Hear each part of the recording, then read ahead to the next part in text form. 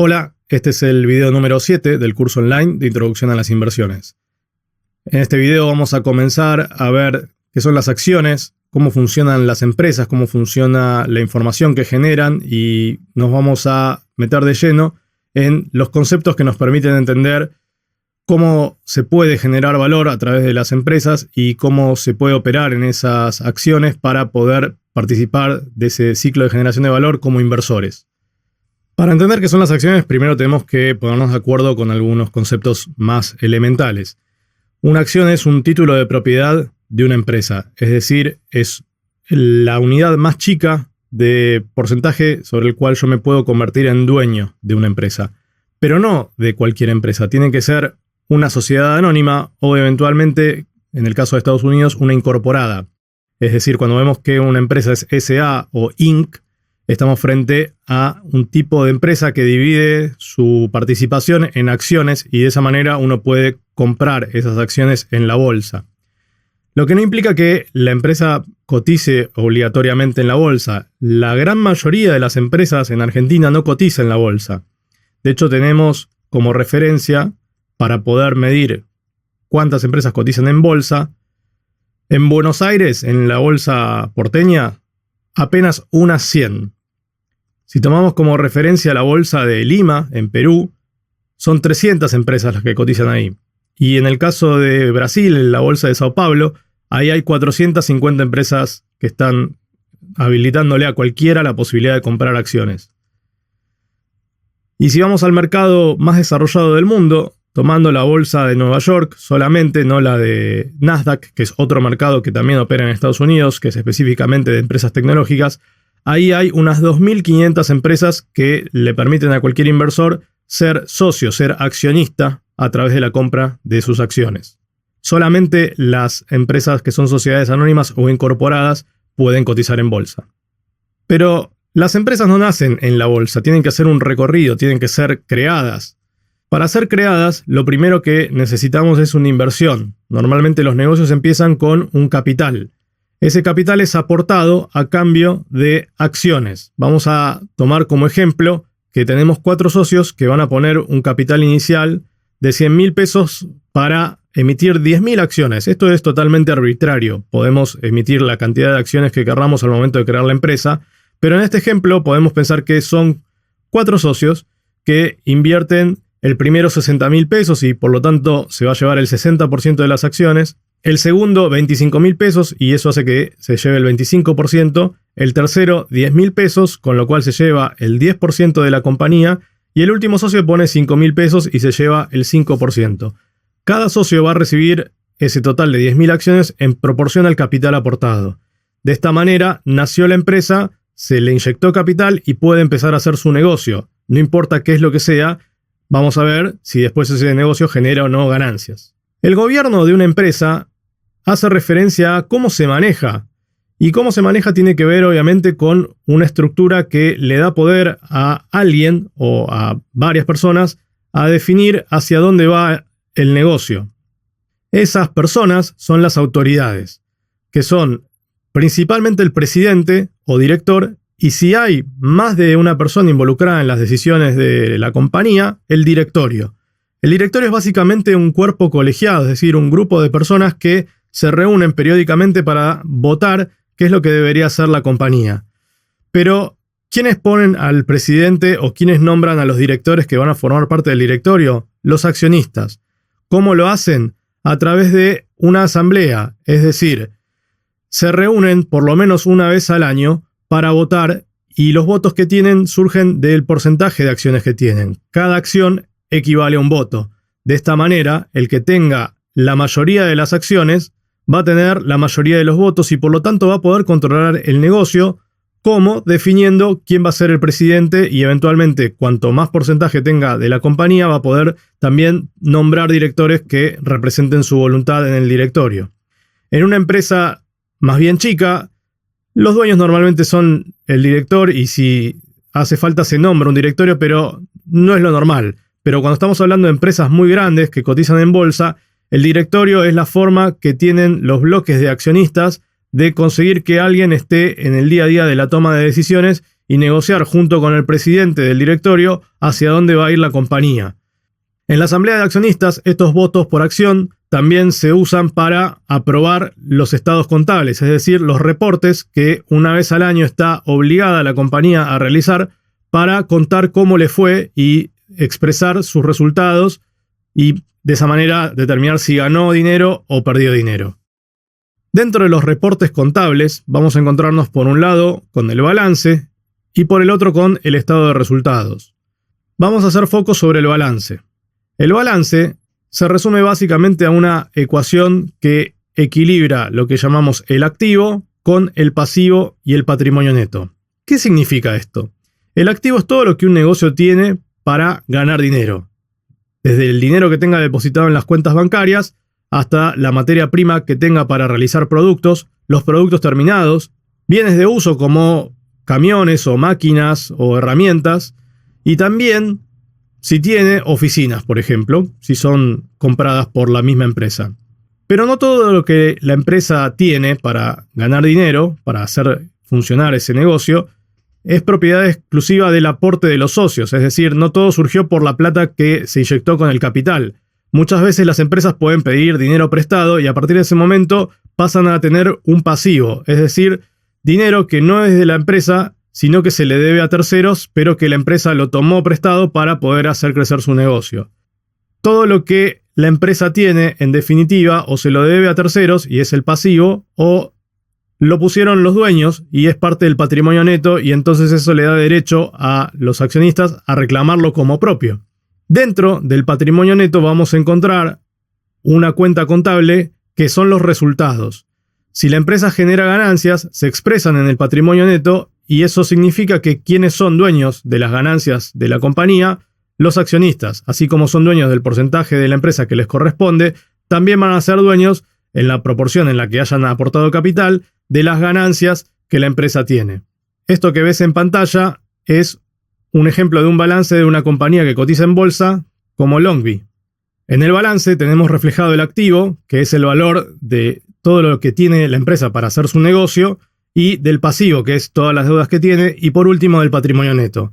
En la última cuenta del patrimonio neto vemos los resultados. En el caso de que el negocio pierda plata, se va a estar descapitalizando. Cuando vemos el activo, lo vemos al cierre del ejercicio determinado, es decir, podemos ver ejercicios de un año, que en este caso, por ejemplo, es al 31 de diciembre de 2017, y que se lo compara con el último, con el trimestre que tengamos. Las empresas que cotizan en bolsa, todos los trimestres tienen que presentar esa información, pero el resultado también se mide en términos anuales. De esa manera, el balance nos va contando si la empresa vale cada vez más o menos en relación a lo que tiene y en relación a lo que debe. Luego tenemos el estado de resultados, que es la forma a través de la cual podemos verificar si la empresa tuvo ganancias o pérdidas. El resultado básicamente es, primero, la expresión de distintos niveles de resultado, es decir, se va construyendo como si se estuviese diluyendo una primera línea que son los ingresos a la cual le restamos los costos y por esa vía vamos a conocer el margen del negocio. ¿Qué significa esto? Se miden de punta a punta de un periodo las ventas de ese negocio, la facturación, y se le restan los costos, que es todas las pérdidas que tuvo que tener el negocio para poder hacer esas ventas. De esa manera vamos a conocer el margen del negocio. A priori, tenemos que suponer que el negocio tiene margen positivo, si no está perdiendo plata desde el vamos. Luego, se le resta al margen los gastos, y de esa forma llegamos al resultado operativo. Los gastos son, básicamente, todas las pérdidas relacionadas con la estructura del negocio, no con las ventas. Esto es, los alquileres, los gastos de publicidad, los sueldos, en fin, todo lo que la empresa va a tener como pérdida independientemente del volumen de ventas. Entonces, al margen, al restarle los gastos, nos va a dar cuánto le queda limpio de resultado operativo a ese negocio. Y por último, tenemos una resta al resultado operativo de los intereses que tiene que pagar si tiene dinero prestado y la empresa entonces tiene un costo financiero, los impuestos que le sacan resultado y las depreciaciones y amortizaciones, que es un cálculo contable que se utiliza para poder impactarle al resultado la pérdida del valor del capital. Es decir, las máquinas, las herramientas, cualquier activo que tenga que pueda perder de valor a medida que pasa el tiempo porque en el mercado vale menos o porque simplemente se usó y entonces se está desgastando, esa pérdida hay que reflejarla también en el resultado y los contadores lo que hacen es tomar reglas técnicas para decir a qué velocidad pierde valor un activo que va a vivir, supongamos, durante 10 años, ¿sí? Un auto, una camioneta o computadoras, etc.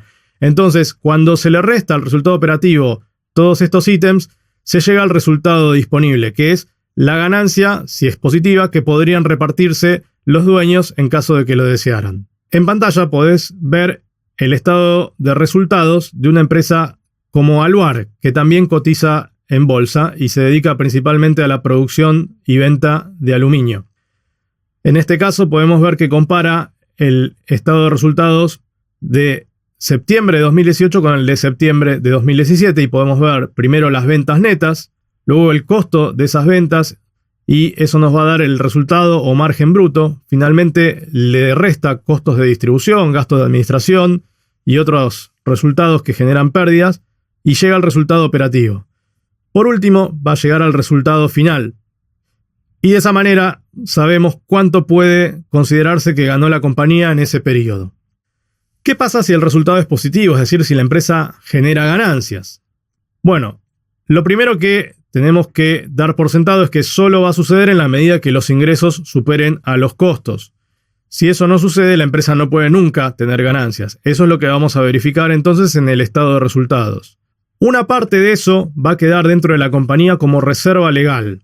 Hay una ley que le exige a las empresas que no retiren el total de las ganancias, sino que una parte quede y que se utiliza normalmente para que a medida que pasen los años funcione como amortiguador en caso de que la empresa pierda y tenga que empezar a descapitalizarse. Entonces, para evitar que se descapitalice, año a año se constituye esa reserva legal si hay ganancias. Pero también se puede plantear entonces que se paguen dividendos, es decir, que las ganancias que no tienen que quedar dentro de la compañía y que no quieran ser reinvertidas, que es otra de las opciones, es decir, usar las ganancias para comprar más máquinas o comprar más materia prima para poder aumentar las ventas del siguiente ejercicio, se pueda entonces retirar una parte mediante el pago de dividendos. Si la empresa no retira ganancias, lo que termina sucediendo es que queda todo ese valor adentro de la compañía, entonces aumenta el valor de la empresa porque no retira nada. Esto es importante entenderlo, porque el pago de dividendos es sacar valor de la compañía para dárselo a los accionistas. Si una empresa obtiene ganancias, vale más, y esas ganancias al reinvertirlas en lugar de retirarlas genera mayor valorización. El pago de dividendos básicamente es sacar efectivo de la empresa, es decir, del dinero que tenga en el banco, y dárselo a los accionistas y de esa manera reducir las ganancias que se le deben a los accionistas por ser los dueños. Una variante para que eso no suceda es pagar dividendos pero en acciones. Es decir, se le reconoce en el resultado el mayor valor a los accionistas y se emiten nuevas acciones para empatar ese mayor valor que tiene la empresa y se reparten en la proporción que cada uno tiene acciones. De esta manera, todos tienen más acciones de una empresa que valía más, porque tuvo ganancias pero no las repartió en efectivo, y las ganancias quedan adentro de la empresa, pero lo que se hace es darle a cada accionista más acciones y tiene más acciones que antes.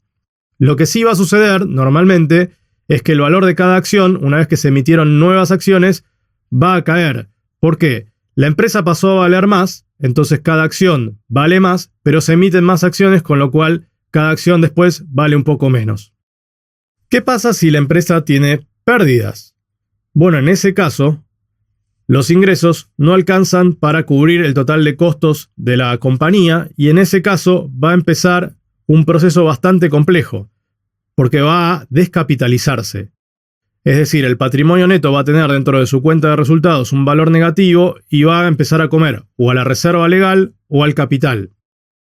La realidad es que muy pocos negocios comienzan generando ganancias, con lo cual es de esperar que durante un primer tramo el capital sea medianamente disminuido. Pero en la medida que el negocio despega y empieza a generar ganancias, la idea es que la empresa valga cada vez más y se capitalice.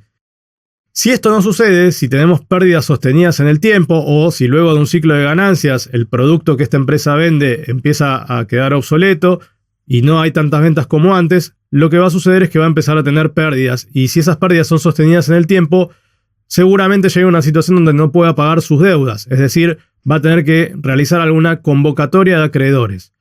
Ese llamado a todos los que son prestamistas o a los cuales la empresa les debe dinero va a generar un proceso de consolidación de deuda donde muchos van a estar interesados en rescatar la salud financiera de la empresa y ayudarlos a que consiga algún tipo de crédito o estirarles ellos mismos el dinero que les debe para que se los pague más tarde o aceptar alguna quita de deuda.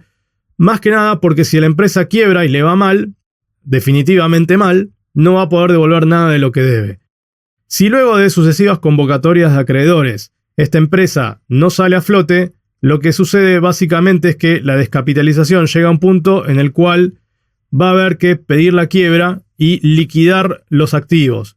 Es decir, la empresa va a dejar de funcionar, se va a tomar el control en un proceso judicial donde un síndico va a poner en venta todo lo que la empresa tiene, convertirlo en dinero y pagar por orden de prioridad a los acreedores. Y de esa manera la empresa termina, ¿sí? Esa convocatoria de acreedores original ya se convierte en una quiebra. Esto desde ya no es un proceso deseable, pero hay que entender que ningún negocio nace con la garantía de generar ganancias y en la vida de los negocios es probable que muchas veces se invierta y se pierda dinero. En ese caso, la responsabilidad de los accionistas está limitada al capital aportado. ¿Qué significa esto?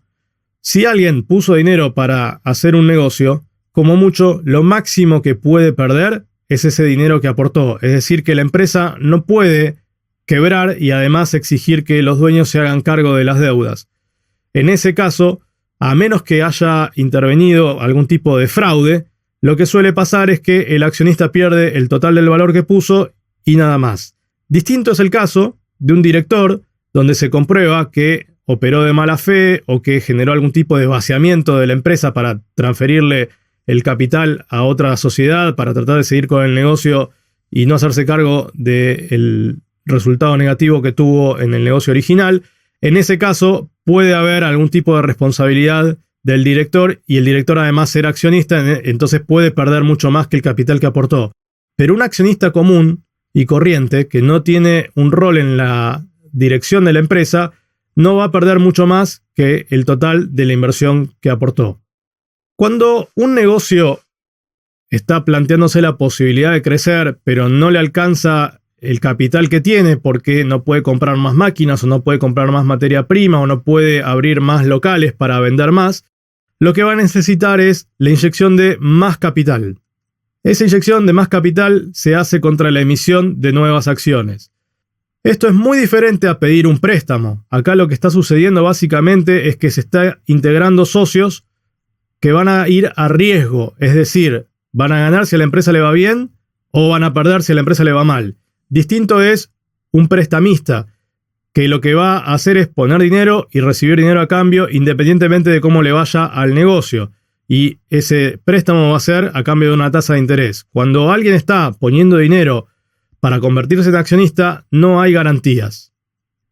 Siguiendo el ejemplo anterior, donde 4 socios forman una empresa en la que ponen 100.000 pesos para emitir 10.000 acciones y arrancar un negocio, vamos a imaginarnos que se agrega un quinto socio que va a poner unos 150.000 pesos de capital. Es decir, los ayuda a hacer crecer este negocio con más capital. Para simplificar la cuenta, vamos a suponer que la empresa sigue valiendo los 100.000 pesos que aportaron los socios originales y de esta manera el capital de 100.000 suma 150.000 más y se convierten en 250.000 y se emiten 15.000 acciones más para empatar esta relación. Lo que termina sucediendo es que el socio 1, que había puesto originalmente 60.000 pesos, sigue teniendo 60.000 pesos y sigue teniendo las mismas 6.000 acciones de ese primer momento, pero ahora sobre un total de 25.000 acciones por un capital de 250.000. Eso lo convierte en dueño del 24% de la compañía, cuando antes era el accionista mayoritario. Todos los accionistas, tanto el 1 como el 2, como el 3, como el 4, terminan diluidos, es decir, tienen la misma cantidad de acciones que antes, pero sobre un capital mayor. Entonces su participación es reducida. Y el socio 5, que aportó 150.000 pesos y se quedó con 15.000 acciones de este nuevo total de 25.000, pasa a ser el accionista mayoritario. Luego de sucesivas rondas de inversión, en la cual un inversor se puede ir sumando y poniendo capital, una empresa puede llegar a cierto punto en el cual esté en condiciones de salir a la bolsa, es decir, de transformar su cotización en pública y ya no tener que negociar con un inversor particular si quiere acciones de esta empresa, sino básicamente ofrecer acciones a cualquiera que quiera operar en la bolsa. Este proceso se conoce como IPO o Initial Public Offering y en castellano es la OPA, la oferta pública de acciones. Si la primera de estas, la primera vez que se sale a bolsa se llama IPO.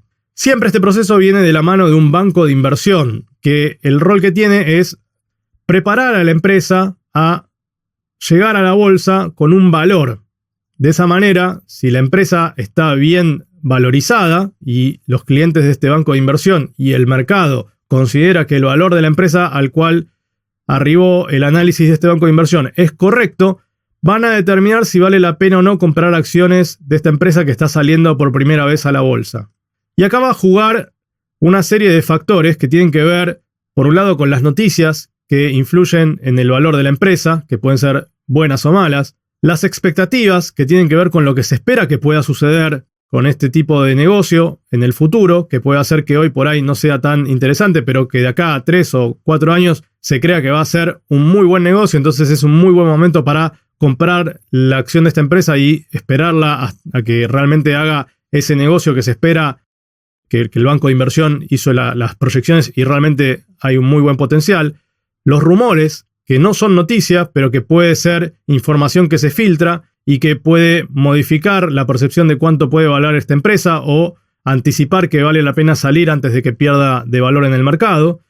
Y los reportes contables, que son los informes trimestrales que está obligada a hacer cualquier empresa que cotiza en bolsa, donde está la información real de cómo le está yendo al negocio y que se puede comparar con lo que se esperaba que genere ese trimestre, que se puede comparar con la competencia, que se puede comparar con lo que se esperaba que rinda el mercado en su conjunto, es decir, si estamos hablando de una empresa de aluminio, si la demanda mundial de aluminio cae, probablemente tengamos también un impacto en el reporte contable.